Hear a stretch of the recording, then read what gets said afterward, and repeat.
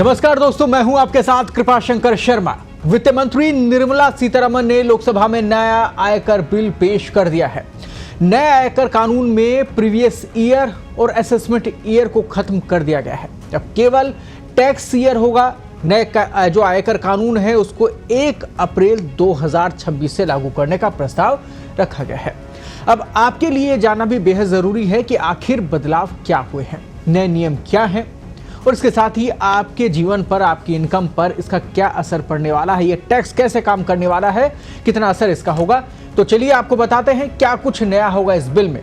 सबसे पहले आपको टैक्स स्लैब बता देता हूं कि टैक्स स्लैब इस बार क्या रखा गया है, उसमें क्या चेंजेस हैं वो आप एक बार नोट डाउन कर लीजिए। देखिए, नया टैक्स स्लैब जो है इसके तहत 4 लाख रुपए तक की आय पर कोई भी टैक्स नहीं है।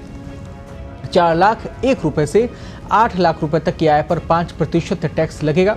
इसके साथ ही आपको ये भी बता दें कि 8 लाख 1 रुपए से 12 लाख रुपए तक की आय पर 10% टैक्स लगेगा, यानी कि नए स्लैब में ये लागू किया गया है। 12 लाख 1 रुपए से 16 लाख रुपए तक की आय पर 15% टैक्स लगेगा।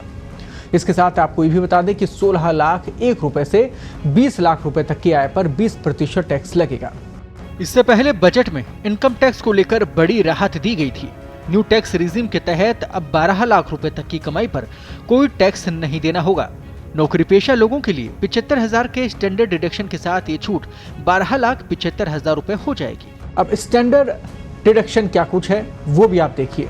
अगर आप एक सैलरीड हैं तो आपको पुराने टैक्स के रिजीम के तहत 50,000 रुपए का स्टैंडर्ड डिडक्शन मिलेगा। अगर आप न्यू टैक्स रिजीम सेलेक्ट करते हैं तो आपको 75,000 रुपए तक का स्टैंडर्ड डिडक्शन दिया जाएगा। अब बात करते हैं, देखिए, पेंशन, एनपीएस और इंश्योरेंस पर क्या छूट रहने वाली है, क्या उसमें चेंजेस है वो भी आप देखिए। न्यू इनकम टैक्स बिल के तहत पेंशन, एनपीएस कंट्रीब्यूशन और इंश्योरेंस पर टैक्स डिडक्शन जारी रहेगा। इसके साथ ही रिटायरमेंट फंड, ग्रेचुइटी और पीएफ कंट्रीब्यूशन को भी टैक्स छूट के दायरे में रखा गया है। आपको ये भी बता दें कि ईएलएसएस म्यूचुअल फंड में निवेश पर भी टैक्स राहत दी जाएगी, यानी ये राहत आपको मिलने वाली है। अब टैक्स चोरी पर क्या होगा ये समझने वाली बात है। देखिए, टैक्स चोरी पर जुर्माना लगने वाला है। अगर कोई पर्सन टैक्स चोरी करता है तो उस पर जुर्माने का प्रावधान है। टैक्स चोरी के अलावा कोई अन्य भी गलत स्टेप उठाए जाते हैं तो उस पर भी जुर्माने का प्रावधान रखा गया है। साथ ही उस व्यक्ति के पास टैक्स नोटिस भी भेजा जा सकता है। जानबूझकर टैक्स चोरी करने वालों पर मुकदमा चलाया जा सकता है। टैक्स का भुगतान न करने पर अधिक ब्याज और पेनल्टी वसूला भी जा सकता है।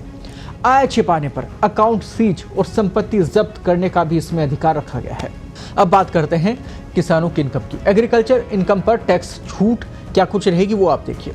न्यू टैक्स बिल में कृषि आय को कुछ शर्तों के तहत कर मुक्त रखा गया है। वहीं धार्मिक ट्रस्ट, संस्थाएं और दान में दी गई राशि पर भी कर छूट मिलेगी। इलेक्टोरल ट्रस्ट को भी टैक्स से छूट दी गई है। तो ये राहत यहाँ पर मिलने वाली है इस नए टैक्स बिल में। अब बात करते हैं कैपिटल गेन की, यानी कैपिटल गेन टैक्स क्या कुछ है। अगर किसी की कमाई कैपिटल गेन में होती है तो उसे टैक्स देना होगा।